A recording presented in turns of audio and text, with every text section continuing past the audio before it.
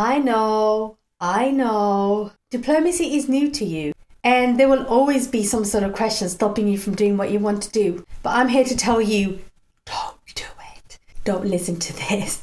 Listen to this. You may sometimes feel overwhelmed.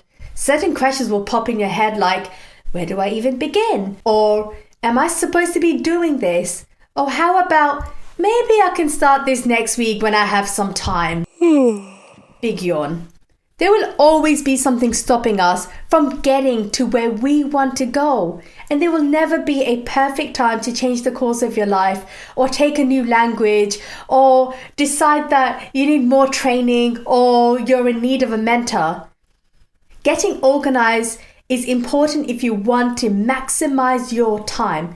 Because, let's face it, life is short, but you don't need me to tell you that. I don't want you to waste another 4 years of your life on a degree that may not benefit you, when there are so many other things you could be doing right now to make your life a little easier. So, stick with me because I'm about to recommend something incredibly awesome for you.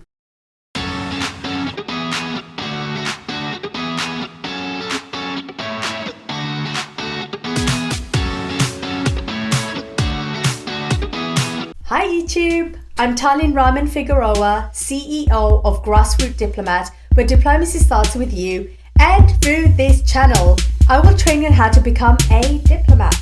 There are always smarter ways to do things, so before you start to delve into the world of international relations with a really ambitious action plan, first, check if you're organized. Don't start something if a million other things are left unchecked. That's a really great way to get burnt out. What do you need to get done first?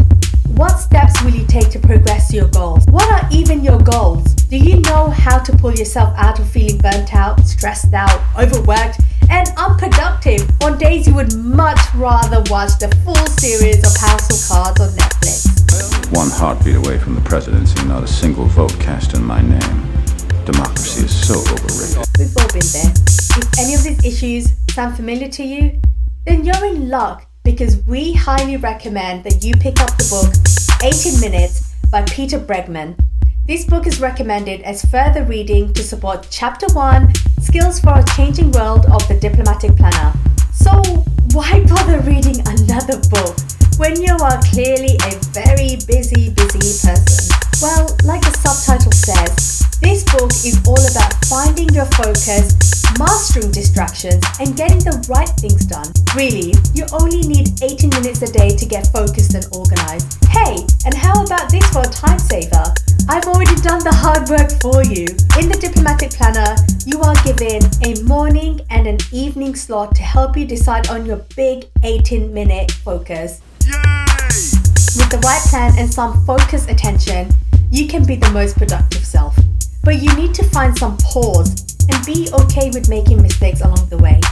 Now, just because you have a plan, it doesn't mean things will always go perfectly. And to help find your focus, you need to reflect on what needs to get done and find the best and most fruitful course of action. 18 minutes is your time to pause. Pausing allows you to think of new ways, leading new possibilities, which is important. Whether or not if you're a student or juggling a double major or an ambassador running a very under-resourced embassy.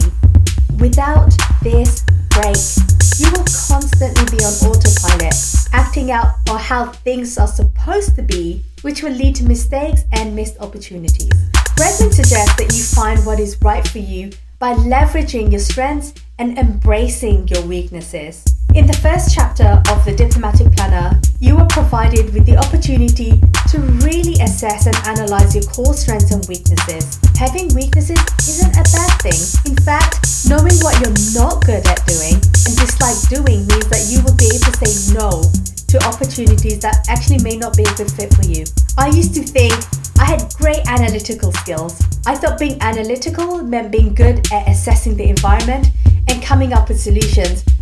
Being analytical meant manipulating numbers and assessing data, which I was terrible at. So really, embrace your strengths as well as your weaknesses to find your focus so that you are working on the right things. And this really will help give you direction. Now, of course, it's easier to take action when there are fewer options to choose from. So if you dedicate your time and energy. Ask yourself what you want to accomplish in a day, week, a year, or a lifetime. Again, the Diplomatic Planner is here to help you narrow down your options and prioritize your most important tasks for the week and month ahead. Bregman looks into the concept of competitive advantage, which I have implemented into the Diplomatic Planner. Now, have you ever considered what makes you different and unique?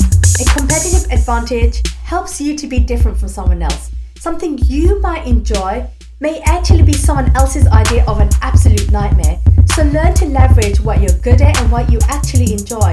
And this is very different from what you're interested in. So for example, you might be interested in medieval history, but you might not enjoy working in this area because your skill sets will be limited. With all that said and done, how do you put your plan into action, and what is the 18-minute ritual? Throughout his book, Bregman heavily stresses the importance of spending your time wisely. You need to have a system in place to help you keep focused and on track. First, set aside 5 minutes of your morning to go over your plan of the day. Also include an ignore list, just to get some fluffy ideas out of your mind, such as, I must do laundry. The list you put together in those 5 minutes are the tasks you are aiming to complete today. The next step is to plan rituals to give yourself a 1-minute pause every hour during the day. These mini breaks will help you to reflect on your progress without feeling overwhelmed by the final destination. And the final step is to take 5 minutes at the end of the day to review what you did that day. Think about what worked, what didn't work, learn from your mistakes, and actually celebrate small victories. If you only got one thing ticked off your list, that is seriously better than nothing. In addition to how to better plan your days, Bregman goes into detail about how to prevent distractions, such as the constant need to look at your social media feed. Defeating distraction isn't easy, but changing how you operate will help you to stay on track. But if you need positive distraction, definitely pick up this book and see how you can start your journey with the right mindset and strategies.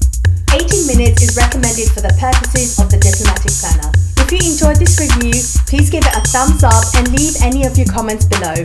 I would love to hear how you spend your 18 minutes and any other time-saving tips that you may have. Being a diplomat is really stressful business, and we are all about helping diplomats be more efficient to help make the world a better place. Please subscribe to this channel for more juicy intel on your diplomatic training, and as usual, I will see you next Friday for your next installment of time saving and also some of the really great things you'll need.